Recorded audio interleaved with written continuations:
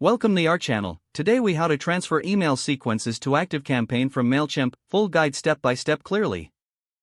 First, log in to your Mailchimp account. Navigate to the campaigns section from the main dashboard. Locate the email sequence you wish to transfer. Click on the campaign name to open it. Take note of the sequence's content, including subject lines and body text. Next, open a separate tab and log into your ActiveCampaign account.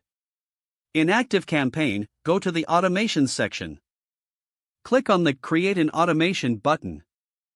Now, start creating the first email in the sequence. Click on Add an Action and select Send an Email. Enter the email subject line that you copied from Mailchimp. In the email body, paste the content you noted earlier. Customize your email with any necessary images or links. Save the email and close the editor. Repeat the process for each email in your Mailchimp sequence. After all emails are created, review your automation for accuracy. Test the automation by using the test feature to ensure everything works. Once you've confirmed that your emails are set up correctly, activate the automation.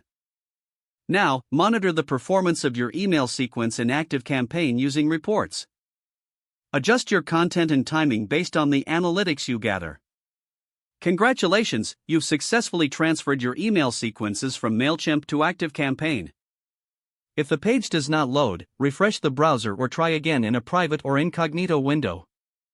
Make sure you are using the correct email address, then retype it carefully to avoid small typos. If your password is not accepted, use the reset option and create a new strong password you can remember.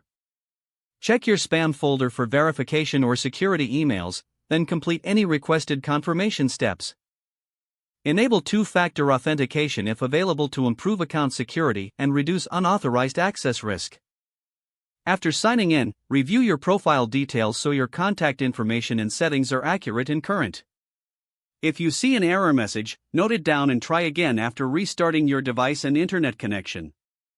Log out when you finish, especially on shared devices, to keep your account and payment information secure.